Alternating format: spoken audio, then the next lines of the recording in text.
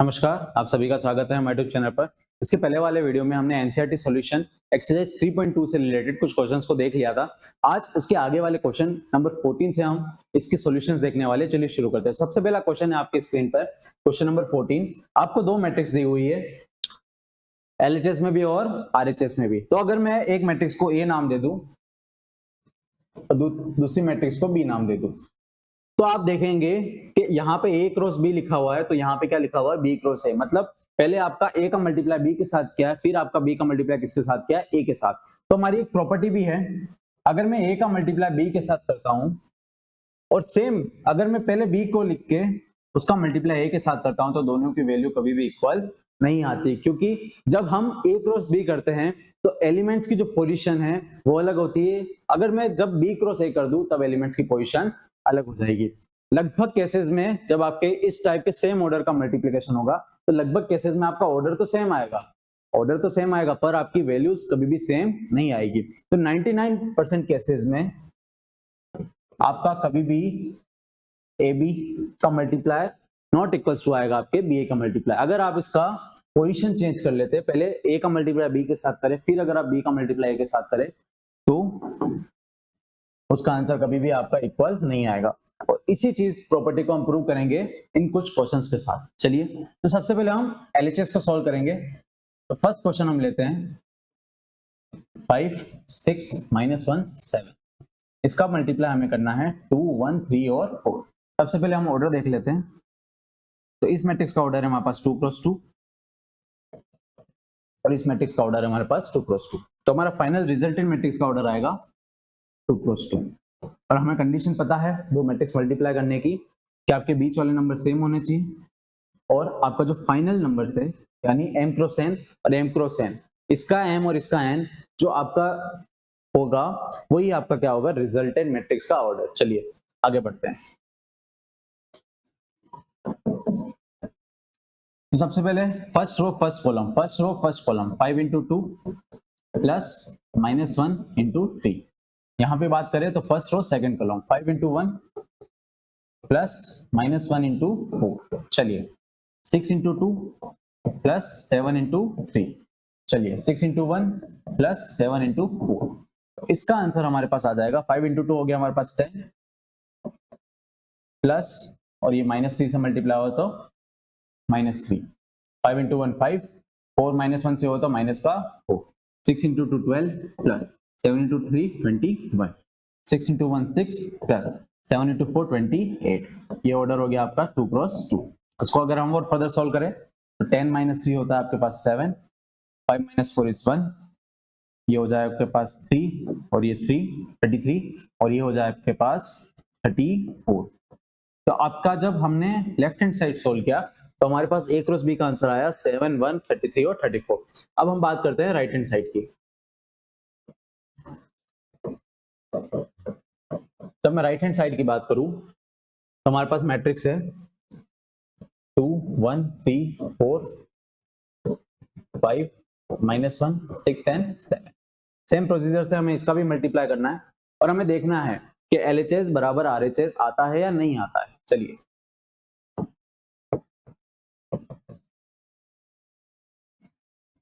तो same procedure हमारा 2 cross 5 plus 1 cross 6, 2 cross -1 plus 1 cross 7, 3 cross 5 plus 4 cross 6, 3 cross -1 plus 4 cross 7। चलिए इसको हम सॉल्व करें तो 5 into 2 it's 10 plus 6 into 1 6, 2 into -1 -2 plus 7, 3 into 5 15 plus 6 into 4 24, 3 into -1 -3 plus 4 into 7 28। चलिए इसको सॉल्व करें हम तो 10 प्लस 6 हो गया हमारे पास 16, ये हो गया हमारे पास प्लस का 5 और ये हो गया हमारे पास 39 और ये हो गया हमारे पास 25। अगर मैं आरएचएस और एलएचएस को देखिए, इसका ऑर्डर हमारा 2 क्रॉस 2 ही रहेगा। अगर मैं आरएचएस और एलएचएस को देखूं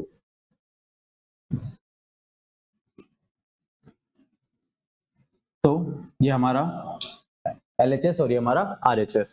तो एलएचएस की वैल्यू हमारा 7 1 33 और 34, और वहीं अगर हम आरएचएस की वैल्यू देखें तो वो हमारे पास 16 5 39 और 25। तो यहाँ से क्लियरली हमको दिख रहा है कि ये मैट्रिक्स इसके इक्वल नहीं आ रही है। चलिए इसी के अंदर सेकंड क्वेश्चन की तरफ बढ़ते हैं हम।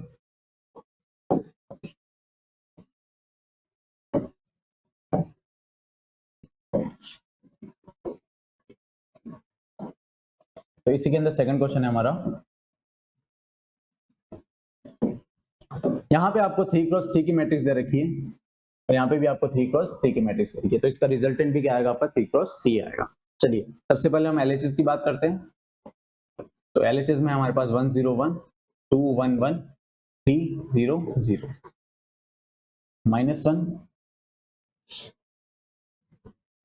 -1 +1 0 0 -1 1 2 3 एंड 4। चलिए 1 2 3 0 1 0 1 1 0। चलिए यहाँ पे अगर हम देखें तो 3x3 का मल्टीप्लाई 3x3 के साथ हो रहा है, तो हमारा रिजल्टेंट आंसर भी क्या आएगा 3x3।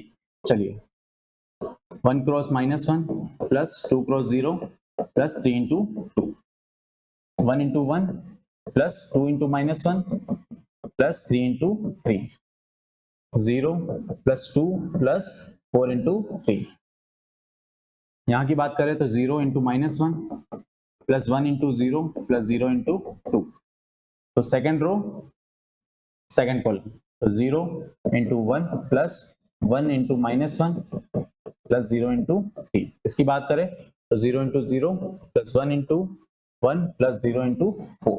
चलिए आप डायरेक्ट भी इसको सोल्व कर सकते हैं डायरेक्ट मल्टीप्लाई करके, पर अगर इस फॉर्म में आप लिखते हैं तो आपकी गलती होने के चांसेस बहुत ही कम बचेंगे। तो 1 into -1 1 into -1 plus 1 into 0 plus 0 into 2।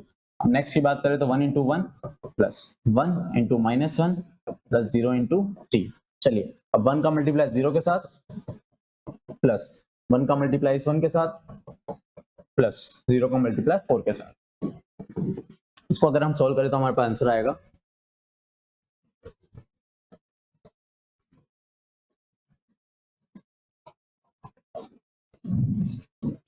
इसको सॉल्व करें तो हमारे पास आंसर आएगा, ये हो गया हमारे पास -1 plus 0 plus 6 1 -2 plus 9 0 plus 2 plus 12। तो ये 0 plus 0 plus 0 0 -1 plus 0 0 plus 1 plus 0 1 into -1 -1 plus 0 plus 0 1 -1 plus 0 0 plus 1 plus 0। तो हमारे पास फाइनल आंसर इसका आ जाएगा तो -1 और प्लस 6, ये हो गया हमारे पास प्लस का 5, ये हो गया पर plus 9 plus 1 10 10 minus 2 it's 8 2 plus 12 it's 14 0 -1 plus 1 -1 0 and plus 1। तो ये हमारा आया ए क्रॉस बी का आंसर। ये हमारे पास किसका आंसर आया ए क्रॉस बी का। चलिए चेक कर लेते हैं हमारा ए क्रॉस बी का आंसर।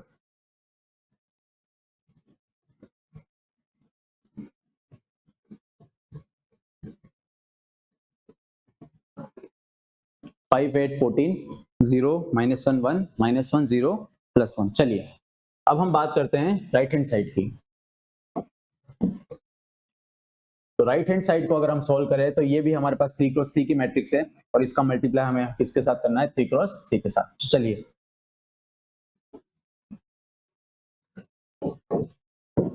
तो हम RHS की बात करें तो -1 0 2 1 -1 3 0 1 एंड 4। इसका मल्टीप्लाई हम करना है 1 0 1 2 1 1 3 0 0। चलिए ये भी 3x3 की मैट्रिक्स और ये भी 3x3 की मैट्रिक्स, तो हमारा रिजल्टेंट मैट्रिक्स भी किसका आएगा 3x3 का। तो चलिए इसको हम डायरेक्ट सोल्व करेंगे तो -1 इंटू -1 प्लस 0 प्लस 0। इसका अगर इसके साथ करेंगे तो -2 प्लस 1 प्लस 0 -3 प्लस 0 प्लस 0। चलिए आगे बढ़ते हैं 0 प्लस 0 मैट्रिक्स अगर हम चेक करें तो